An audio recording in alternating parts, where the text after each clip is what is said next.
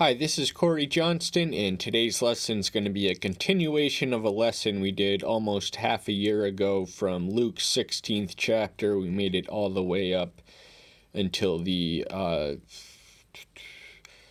18th verse. We covered that, and Luke's 16th chapter is really a story of two parables. Parables are means and modes of expression. For instance, we read of three in the final one. The chapter which comes before it's the lost sheep, the lost coin, and the lost brother.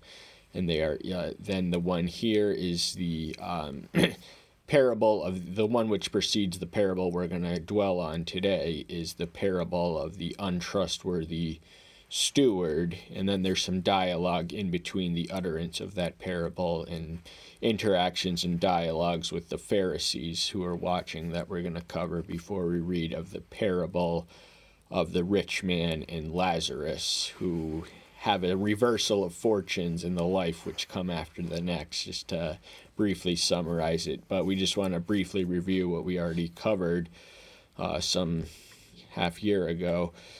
There was a certain rich man, he had a manager, and, he had exhausted all the avenues of having a credible veneer of honesty. He was a spendthrift and a waster and abuser of his trust, so he tells him his days are numbered.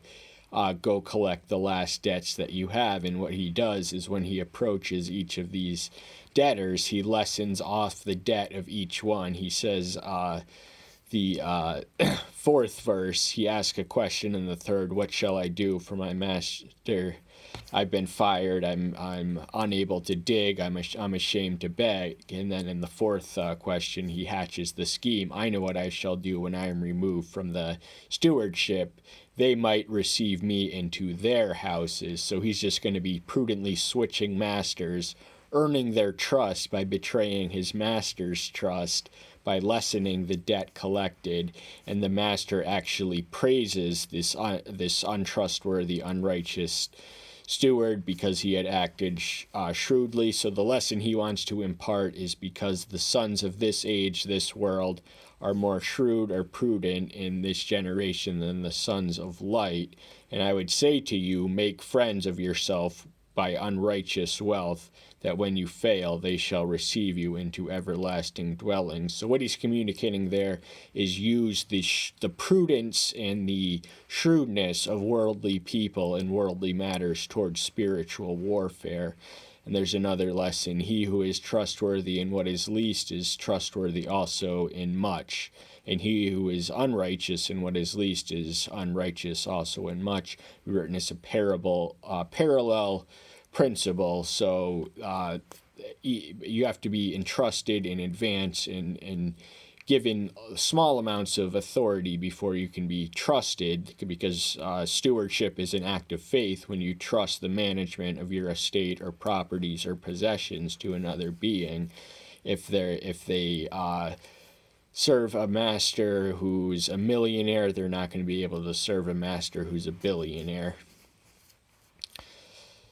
And then he says, the principle we read of in Matthew 6:24 in the Sermon of the Mount, no man is able to serve two masters. He's going to hate the one and despise the other. Ye cannot serve Elohim and Mammon. So this he's using a parable which relates to worldly wealth and the accumulation thereof and the survival and the rat race of the world. But in his audience are ones who serve Mammon, and these are the Pharisees as identified in the 14th verse. And the Pharisees who loved silver also heard all this, and they were sneering at him. So they took it as a personal affront that he said this, and he was aware that they were in his audience. But even though the disciples are indicated at the beginning of the parable, the Pharisees gather around and they sneer at this message, which isn't necessarily connected to the parable we just read. And then he said to them, you are those who declare, justify yourselves before men, but Elohim knows your hearts, because what is highly thought of among men is an abomination in the sight of men. So there are human priorities and evaluations which are not necessarily on par with divinity's expectations and standards. And he discerns the heart. He sees through all the external facades. We layer ourselves to protect ourselves through appearing things that we are not, to deceive the world, but our Maker sees us through our hearts. And what your priorities are he declares an abomination. So you think you have it right, but you are in religion motivated by money and mammon, and ye cannot serve both. And then the 16th verse, and the law and the prophets are until John. So the law and the prophets indicate the last dispensation. The ancient Jews wouldn't have referred to as the Old Testament, as they, one, not only don't acknowledge a New Testament, but one had not been written yet. So we call the Old Testament, they called the law, sometimes the writings, and the prophets. And John the Baptist, he's referring to John the Baptist, not the apostle here. He marks the end of an era, and he declares himself the greatest of the Old Testament prophets elsewhere. So we're going to hold that thought, because that actually forms a symmetry with the conclusion of the message we read here. And the parable we're going to be covering today begins in the 19th verse. But there was a certain rich man who used to dress in purple and fine linen, and lived luxuriously every day. So this rich man is an anonymous rich man. We don't know what his name was. We do know that he was rich, and that he showed it. He basked in his wealth. He dressed in purple. That's the most expensive dye and garment in the ancient world, and fine linen, and lived in luxury every day because he could. He had the means to do it. So he felt entitled to earn the fruits of his labor. He was not a steward in mind. He was a self-server. And then we meet. And then there was a certain beggar named Lazarus, who being covered with sores, who was placed at his gate, and longing to be fed with the crumbs which fell from the rich man's table. Indeed, even the dogs came and licked at his sore.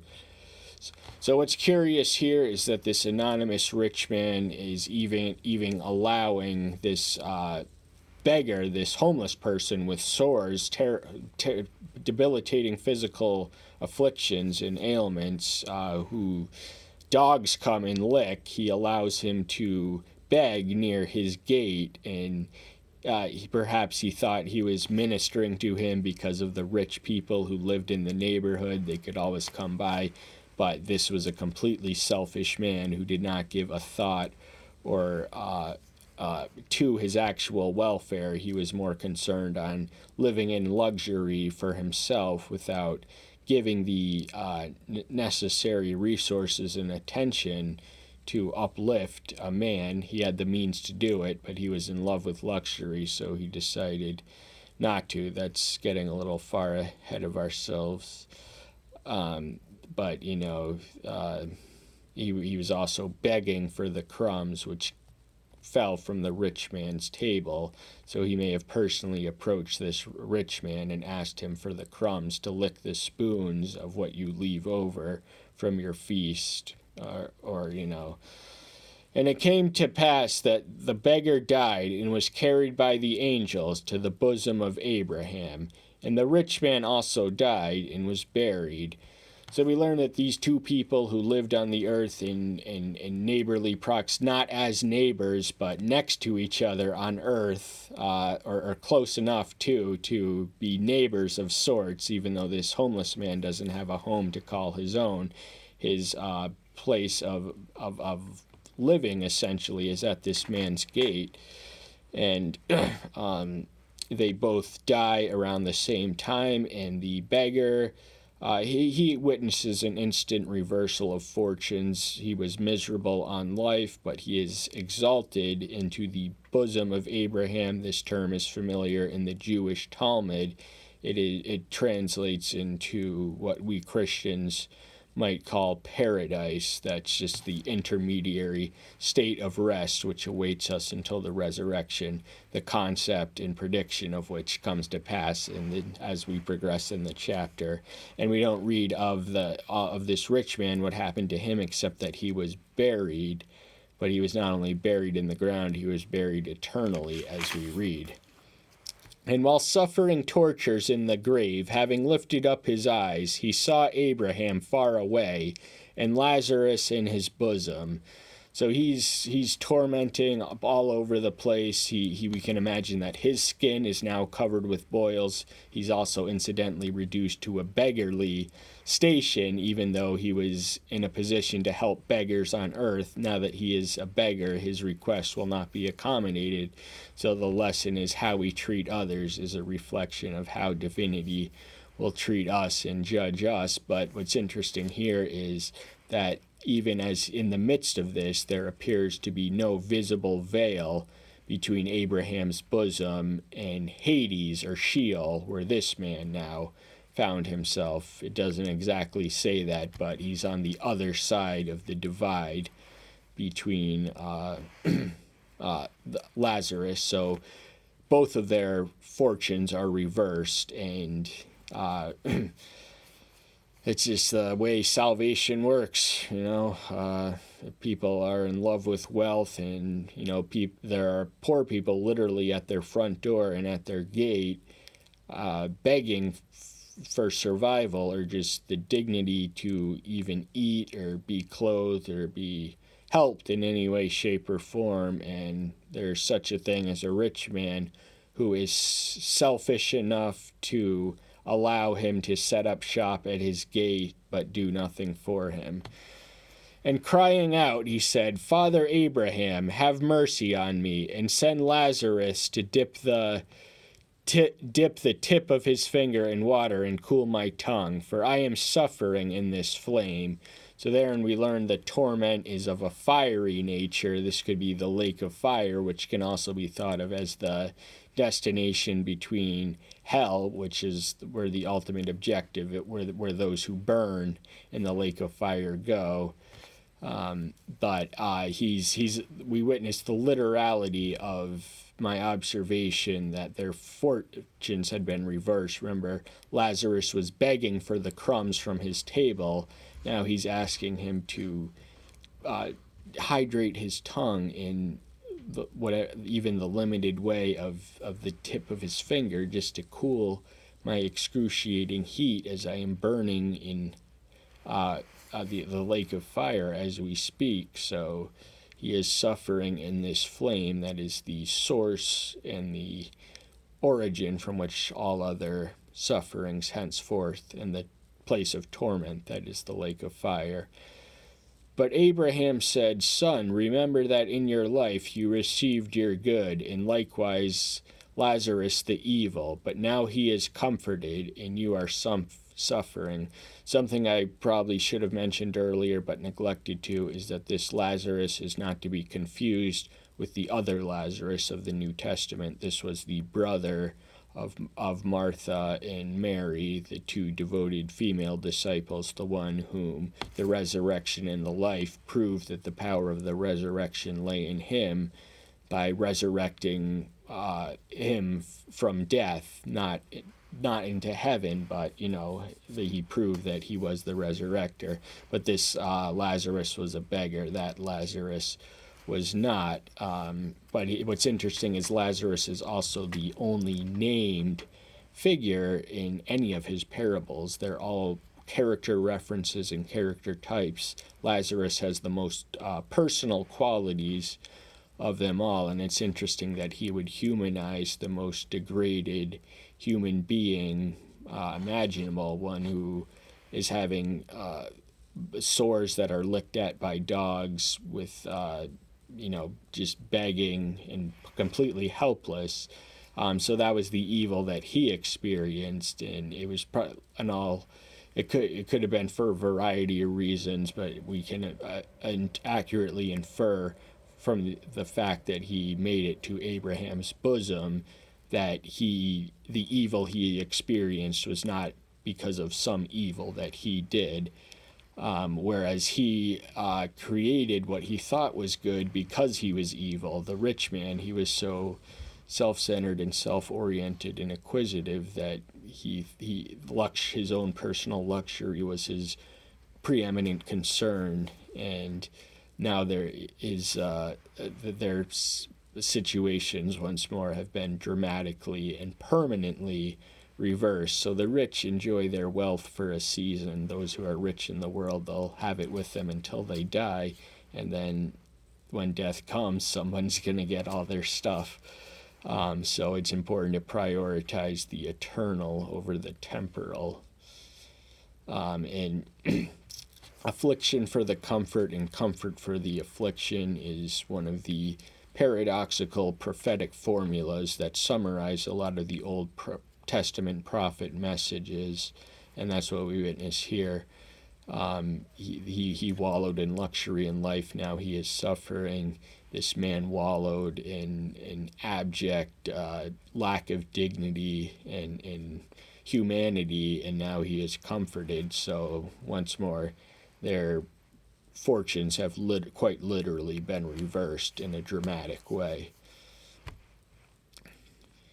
And besides all this, between us and you a great chasm has been put, so that those who want to pass from here to you are unable, nor do those from there pass to us. So he had a momentary glimpse of the other side. There is a brief moment in time, perhaps, when the veil does not exist between what awaits us above and what awaits unrepentant sinners below. But that's only for a twinkle in an eye at time, enough for that conversation to just transpass between Lazarus and Abraham, who is speaking as a resurrected being. But the chasm is unbridgeable, so the heaven-bound cannot communicate with their hell-bound friends and family members. That's going to be one of the justices of it all. But so there's no way. So his second petition is who he addresses to Abraham is, send me Lazarus, who is in your bosom, to wet his finger with water, that my tongue may be quenched for just a brief moment while I am burning alive.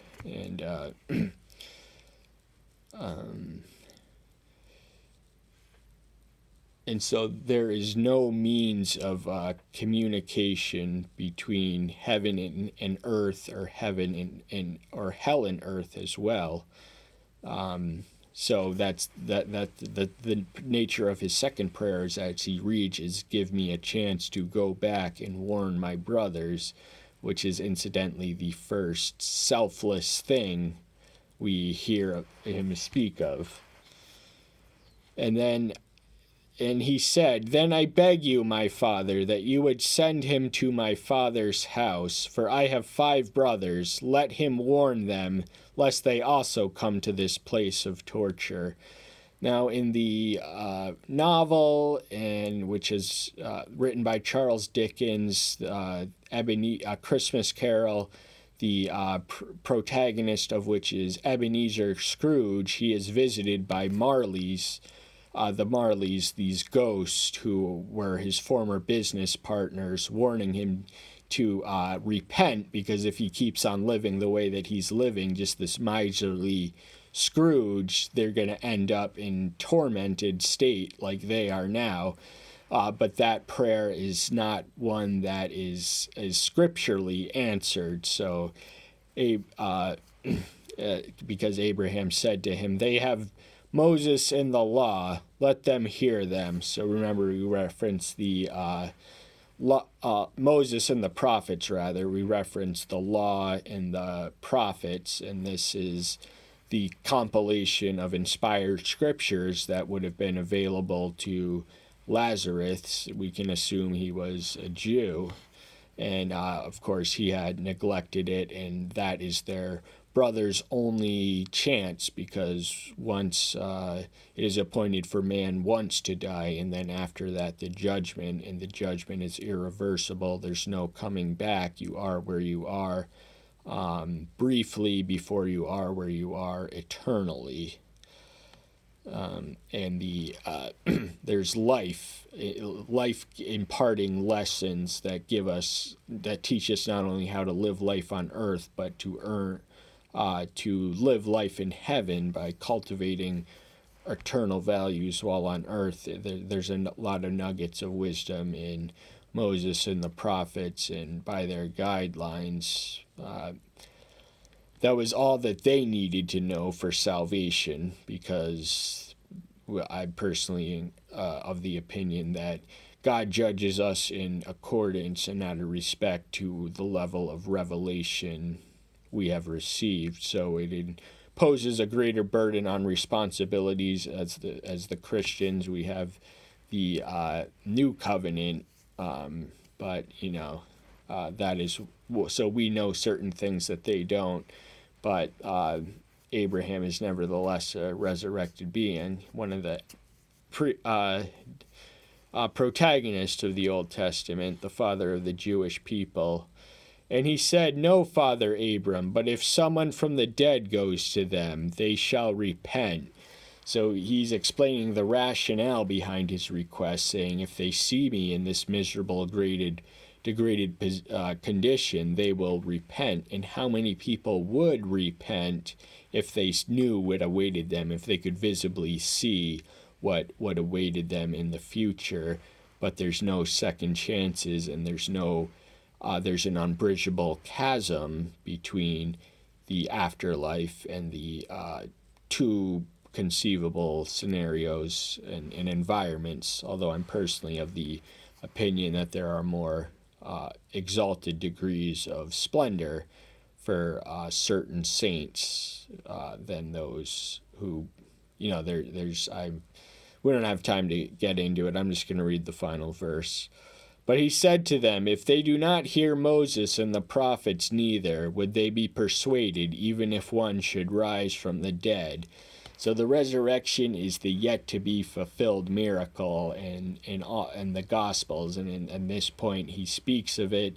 It was written of him, he references somewhere earlier, in all likelihood in this one. But so his resurrection was going to come to pass, and it was ordained in the laws of the writing. So if they did not believe the written word, they are not going to believe the literal word, because the word of Elohim is more extensive than one entity alone. It is alternately and all at the same time the incarnate Son, the inspired scriptures, and the creative force which gave life and beginning and meaning and substance to everything. Elohim spoke the world into existence. So we're going to wrap it up here. That's all the time we have for today. Thank you so much. I'm so glad you're here. Stay tuned until next time. I'll see you then. Bye-bye.